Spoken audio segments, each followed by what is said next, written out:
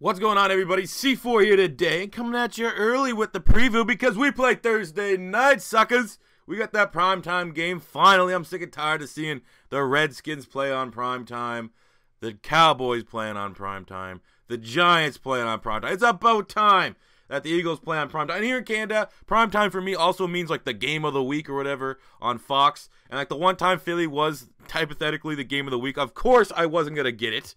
Is their game against the Giants. So this is the first time I don't have to go to my way to stream a game or, buy a random network like a Fox West, even though I'm on the East Coast of Canada, to get an Eagles game. So I'm very excited for that. And we're taking on the 4-1 Panthers. So from a record standpoint, this could very well be the most competitive Thursday night game you're going to see all year. And, I see a lot of people hyping this up. It's like, is this a future prediction for the NFC Championship? I hope so. I mean, I like Philly's matchup against the Panthers, and I'd like to think that we could get there. It's a weird year. It is a weird year. I think anything can happen. And Philly's very much a good team. But, today we're going to go through the top 10 things, and at one of these points I'm going to try to, dumb and calm that down, that mentality that Philly's, it's a foregone conclusion that we're going to go into the playoffs and have a deep run and stuff like that. And I'm optimistic. I am very optimistic. I'm very happy with what I've seen with this team. But, I mean, pump the brakes just a little bit. So yeah, these top 10 things that we go through are things to watch in the game, matchups, so on and so forth. So at number 10 is talking about a Philadelphia Eagle corner, and his name is Patrick Robinson, who for Pro Football Focus, which I've said countless times on Twitter after they've given Carson Wentz terrible grades, I only like to use Pro Football Focus when it fits my narrative, when it helps my conversation, and that is very much the case here. Patrick Robinson is the #1 corner, according to Pro Football Focus right now. Is he for real? I mean, we brought him in on a one-year rent him deal kind of thing, coming over from the Colts. I mean, when he has been healthy, which has been few and far between, he's been a serviceable corner, but not the #1 corner in the NFL. It's absolutely ridiculous, and he's played good. It's not even just like for the first couple games, he's got easy matchup stuff. He's been out there starting against some pretty decent wide receivers, and he has got good grade after good grade, and he saw last week against the Arizona Cardinals, he had 3 dropped interceptions, and they weren't like just Nelson Aguilar from last year drops. They were like, all right, the wide receiver got his hands in there and was able to hand fighting. It was contested catches, but man, he's been making plays left, right, center. So is he for real? Is this Philadelphia's, I can't remember the an Evan Mathis? Is this our next Evan Mathis, a guy we bring in on a flyer that's going to emerge himself as a starter for this team? It's going to be a good matchup here against the Carolina Panthers with those big wide receivers. Interesting how he's going to match up. He's in the slot. I don't know who the starting slot wide receiver is for Carolina. Is it Curtis Samuel off the top of my head? Funches? Do they have Funches playing up the slot? Either or, man, we can see Patrick Robinson can keep this up. I'd love to see that continue to happen. Because we need some corner depth, and he's probably the only guy really looking at our roster that's a nickel corner. I mean, Sidney Jones comes back healthy. There's kind of a question mark there if they see him as an outside or a nickel, but I don't think you invest in my opinion, the best corner from last year's draft class just to solely play nickel. I think if everything was perfectly healthy, you'd have Darby on the outside with Sidney Jones, and then in the slot, you're going to have Patrick Robinson. Jalen Mills is not fast enough to be a slot. I think Jalen Mills is going to eventually move to be a safety and be covered for I think Jalen Mills will be like our weapon. The guy that if we have that extra DBs on the field, he's the first choice. He's going to be the first choice depth guy, and then eventually I think he could be the guy that takes over for Malcolm Jenkins if we can hold on to him that long. But yes, Patrick Robinson real? I don't know. Hopefully, we'll find out. Go number 9, it's Alshon Jeffrey's first easy matchup. He's going up against James Bradberry, and Alshon needs to show up. James Bradberry is not a liability. He's a capable corner. He's a solid corner. I don't know if I'd give him a good corner outright, but he's definitely not a bad corner. He is a serviceable start. Like he's kind of like a Jalen Mills type, a guy that has some bad games, but tends to have more good games than bad games, and can play really big in certain times. And this is Josh Norman, a Casey Hayward, someone like that, a post for him. This is the first time he has like a legit matchup that he should be favored through, but you also need to back it up with your stat line. He needs to show up. He needs to show up and have a big game here. I expect how the game script goes, but that we need Alshon to have a big-time game and show up against James Bradberry. Michael Kendricks, very much like what we said with Patrick Robinson. Is he for real? Kendricks has been very, very good. Hicks has been meh, but he looked really good last week against Arizona. And Bradham's been meh, but he's getting better. So if all our linebackers are firing all cylinders, which I have no reason to believe they won't be, we are built to. We have like, I don't want to say the best because I haven't really thought about this point too much, but we have like the debatably, like we're in the conversations for the most athletic linebacking core in the NFL.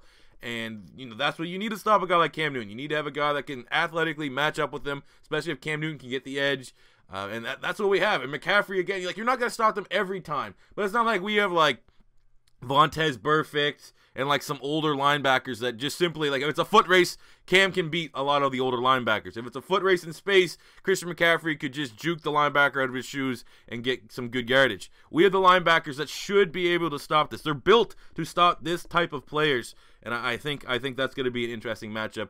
Obviously, you're not going to just straight up shut out Cam and Christian McCaffrey. Those are two great weapons. But if you can limit their plays, you're gonna find success. And I think that's where Philadelphia has a great strength advantage. I'm not gonna say they have a strength advantage over the Panthers, but they have a strength advantage over the teams the Panthers have been able to beat so far by having more athletic linebackers than those teams. Go number 7 is that there's no Lane Johnson, and it is worrying. Carolina has a great front 7. We're going to have Big V sliding in there at right tackle, and we all know the stats, what Carson Wentz's record is without Lane Johnson. And Big V has played well. Big V's not a liability, I'll tell you that right now. He's still a work in progress for sure, but there still is a chance, as someone that's not going to overrate him, but there's a chance that Big V, if Jason Peters retires, and they really want to keep to force the issue with Lane Johnson moving to left tackle, there's a chance that Big V could be our starting right tackle for the foreseeable future. He's not a bad guy. He's just a monstrous guy that's grown into his body and needs to work with, his hips and stuff like that. Right now, he's just a big mauler type, John Runyon, and we've known, like I said, John Runyon. Last time we had a big mauler at right tackle that wasn't so much of a finesse guy. It worked out all right, but Big V is still a work in progress, and you'd much rather have Lane Johnson in this scenario, especially going against, who's going to be there? Just everyone on that line. You have Luke Kuechly, you have Thomas Davis, you have Shaq Thompson at their linebacking core. Very, very athletic, oddly enough, like the Philadelphia Eagles. Then your front, you got Coney Ely, K1 Short, Mario Addison, Julius Peppers. So they're a good front 7. And not having a full-strength offensive line is not ideal in any situation there. So I am a little bit worried with Lane Johnson being out of that game. Go number 6 is our corners match up well with Carolina's big wide receivers. When I was just thinking about this point earlier, when Carolina plays their divisional matchups, guys that are typically built like a nickel or a slot corner, they're like outside guys. Like Alford is an outside guy. Brian Pools can be an outside guy. Both those guys are not good height matchups for any of the Carolina Panthers when they play the Falcons. And then when you look at the Bucks, they have Brent Grimes, short. Brent Grimes, 5'8", not a tall outside guy. A guy that's going to struggle against the 6'4", Funches, 6'5", Kelvin Benjamin. But then when you look at Philly, we have Jalen Mills, 6 feet tall. We have Rasul Douglas, who's 6'3". He's not 6'4". He's 6'3".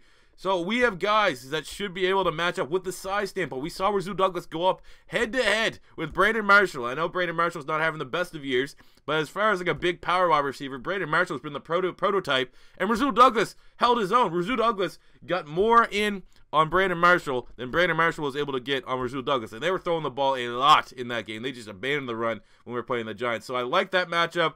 It's obviously, if you told me Kelvin Benjamin, Devin Funches going up against Rasul Douglas, Jalen Mills, who's going to get more often? You would assume that you might give the edge here to the wide receivers that are playing really, really well for Carolina. But from a height standpoint, we're going to be able to contest on those jump balls, whereas other teams that the Carolina Panthers have been able to beat don't have the size at corner to match up with these dudes as well as we do. My boy Rasul, we'll talk about him at the very end of the video. Go number 5 is that we need to keep the balance on offense. Might be tough running the ball because we don't have Lane Johnson, but you have to stick with it. We can't abandon the run and expect Carson Wentz to drop back 40 times with Big V starting a tackle. Like I said, Big V's not a liability, but he's no Lane Johnson. If we had Lane Johnson, I would say if we had to abandon the run and let Carson Wentz win it with his arm, I'd go, all right. But beating up on some inexperienced offensive line, an offensive line that's not going to have its full chemistry, its full strength, against a good front 7, having Carson Wentz drop back an X amount of times, especially with Big V. I think Big V might slow down a little bit. He's a big guy. He's going to get tired. We don't have a great rotation and great depth at the tackle spot. I could just see the Panthers kind of picking on him as the game goes on if we just straight up say, yeah, we can't run the ball, so we're just gonna we got to throw it 40 times like we have seen for the first 2 games for the Philadelphia Eagles this year, especially against Kansas City where they just gave up on the run. Can't have that happen whatsoever. Because when we run the ball a lot, it looks great. LeGarrette Blount's a monster. LeGarrette Blount has been an absolute monster when we give him 15 touches or more this year. We need to have that happen. Number 4 is Carolina is banged up too. We all know Philadelphia. We got Fletcher Cox, who's game time decision. We'll talk about that a little bit later. No Ronald Darby. No Lane Johnson. No, obviously, well, I guess he hasn't been there all year, but no Sidney Jones, no Wendell Smallwood, maybe, no Darren Sproles. Like, we're missing guys, but so is Carolina. Carolina is missing their best wide receiver. They're missing Greg Olsen, G-Reg with his third leg. They're not going to have Kurt Coleman, their starting safety, who, we all know from Philadelphia was a good special teamer. But since he's been in Carolina, he's just been in the right place at the right time to make turnovers. Darryl Worley, Ryan Khalil, Devin Funchess, Mario Addison, all these guys aren't at 100%. It's a short week. Both of our teams are banged up. So, I will say Philadelphia is missing more in this game than Carolina is. It's not that far-fetched that you can't use this, because I think you could just slot it as no Greg Olsen. All right, he's a big guy. He's a massive part of their offense. Losing Greg Olsen is almost as big as Lane Johnson for us. So, it's kind of like we're both missing a superstar. If we somehow lose this game, you can't really say, oh, well, we were hurt and all this stuff. Carolina's banged up too. So, there's some credit to Panther fans watching this that, we can't use that excuse against you guys. You're not 100% either. Goal number 3 is it's our toughest game. It's Philly's toughest game since Kansas City, and it's time to show the nation why when we're getting ranked second in NFL.com power rankings, top 5 pretty much in everyone else's for as much weight as you want to put in a power ranking.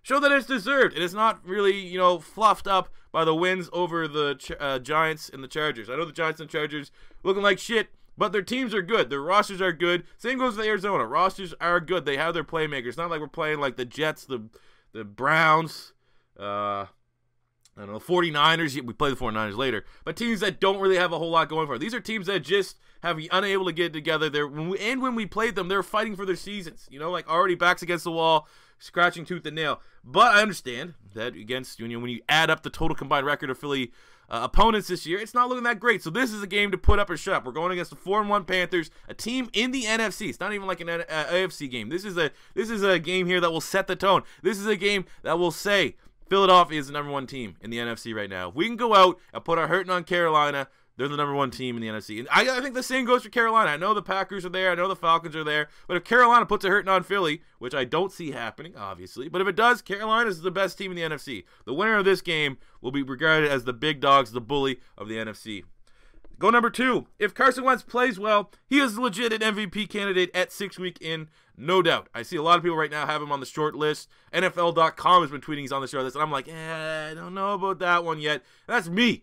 But I think if Carson Wentz can get 2-3 touchdowns, no turnovers against Carolina, Carson Wentz 100% is deserving of that short list at week 6. Notice you gotta emphasize it's at week 6. I'm not saying that Wentz is gonna win the MVP. I'm not saying that Wentz is gonna be in the MVP race come week 16, week 17. I'm saying at week 6 for how the season has started, Carson Wentz is an MVP candidate if we can beat Carolina. And last but not least, we need to get pressure on Cam Newton. We need to get him out of his game. We got to get him flustered. It's been proven as an effective way to get him out of his game. Just look at the Super Bowl against Denver. Well, obviously, we don't have the pass rush that Denver has. Maybe if we have Fletcher Cox in, that'd be all right. But, of course, we don't have the #2 player, according to NFL's top 100 in the NFL, and Von Miller.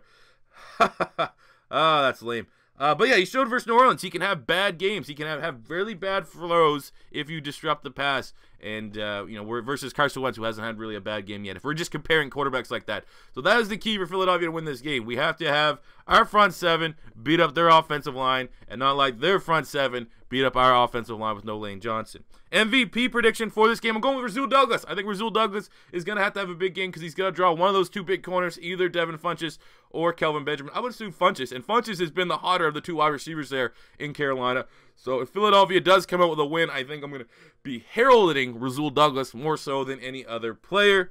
But there you go, guys. Those are my 10 things to keep an eye on for the Eagles versus Carolina Thursday night matchup in the battle of the 4-1s. Let me know what you guys think about this game in the comment section below. First time stopping by, don't be afraid to hit that subscribe button. And until next time, it's C4 saying peace out.